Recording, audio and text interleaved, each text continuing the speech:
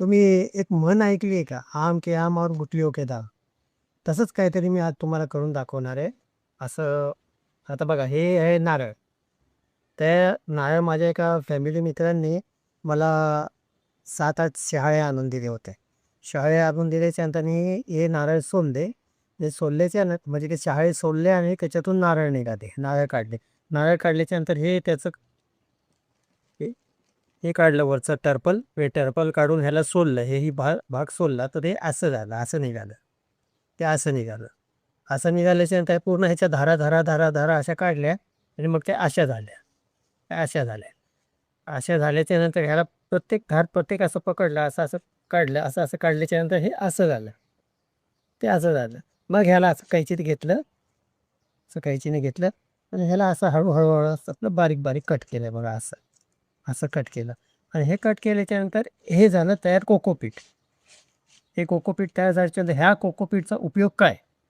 तर हे कोकोपीट आपल्या मातीमध्ये टाकलं. ही माती, ही साधी माती आहे. आता ह्याच्यामध्ये हे कोकोपीट टाकलं असं, तर ह्याच्याने काय होईल, ही माती सुपीक होते.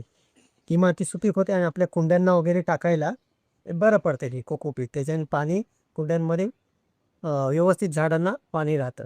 आता तुम्हाला ह्या सर्व मी करताना तर दुसरा एक व्हिडिओ अपलोड करीन.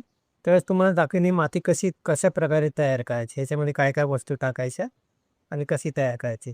तर हेच आम के आम गुठलियों के दाम म्हणजे नारळ तर आपण खाल्ले. हां, आता त्याचं जे बाकीचं राहिलं होतं त्याचं हे बनवलं.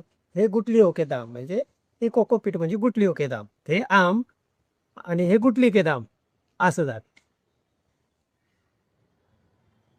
गेल्या व्हिडिओमध्ये मी तुम्हाला सांगितलं होतं, की कोकोपीट तुम्हाला दाबलेला आहे. तो कोकोपीट मी तयार केलेला आहे. ते काय कोकोपीट गेल्या वेळेस दाखवलं तुम्हाला ते कोकोपीट नारळापासून तयार केलं नारळाच्या सालीपासून. त्याचा वापर कसा करायचा ते मी आता दाखवलं. तर त्याच्यासाठी ही जी माती आहे, ही माती या माती आपल्याला कशासाठी तयार करायची, की आपल्या ज्या कुंड्या असतात घरामध्ये बनवल्या या आपण घरगुती गार्डन बनवतो त्याचं अरे घरगुती गार्डन बनवतो आपण त्याच्यामध्ये ह्या ज्या आहे माती, ही माती कशी तयार करायची आणि कोकोपीटचा वापर त्याच्यामध्ये कशाप्रकारे करायचा ते मी तुम्हाला दाखवलं. आता आम्ही जेव्हा चालू करूया. आता ही घेतलेली माती. आता या मातीमध्ये तुम्हाला दाखवतो. हे आहेत बकरीच्या लेह्या. हे बकऱ्या असतात ना त्याच्या वाळवलेल्या लेह्या त्यांना मी टाकणार आहे याच्यामध्ये असं. त्याच्यानंतर ही समुद्राची रेती आहे. समुद्राची वाळू ही टाकणार आहे. त्याच्यानंतर त्याच्यामध्ये टाकणार आहे मी घरामध्ये बनवलेलं आहे. खात घरामध्ये केलं होतं मी तयार. एक वर्षापूर्वी. ते आहे. किचन किचन वेस्टपासून तयार केलेलं खात आहे. हे टाकतो त्याच्या त्याच्यानंतर हे आहे हे आहे कोणतं कोकोपीट. ते आहे कोकोपीट. परवा दिवशी बनवलं होतं ते कोकोपीट ते याच्यामध्ये टाकलं. त्याच्यानंतर ही वाळवलेली मेंदी आहे. पण वापर आयुर्वेदिक पद्धतीने केला जातो बाई झाडांच्या लागवड मातीमध्ये ही आयुर्वेदिक आहे. त्याच्यानंतर हे आपल्या अंड्यांची टर्पल आहे. अंडे असतात अंडे कवट कोंबडीच्या अंड्याचे टर्पल आहे. त्याला मिक्सरमध्ये वाटलेलं आहे.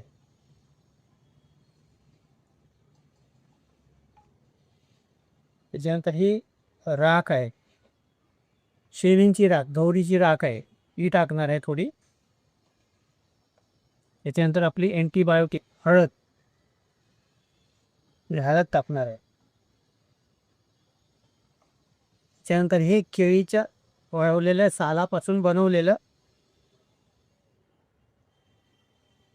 खत. केळीचे सालं वाळवून त्याचं हे खत बनवलेलं होतं ते आहे. आणि ते संत्रीच्या सालापासून बनवलेलं खत आहे. चिकन खतामध्ये वापर केला करायचाही. संत्रीच्या सालापासून बनवलेलं आहे. खूप छान होतो. ह्याचा खूप वापर कशात केला जातो. आता ह्या सर्व वस्तू आपण एकजीव करू ते जमीन झाडांना त्याचा फायदा भरपूर होतो खतामध्ये. आता कोकोपीटचा फायदा याच्यामध्ये होतो बघा, असं याला बनवायचं. ही माती अशी प्रकारे तयार करायची. त्याच्यामुळे माती भुसभुशीत होते व मुळांना चांगलं पाणी राखून धरते. मुळांजवळ पाणीचा निचरा होत.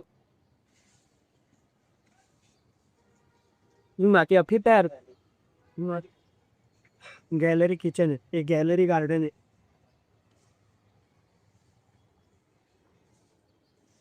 बघा आता तुम्हाला व्हिडिओ लाईक करा, शेअर करा, सबस्क्राईब करा.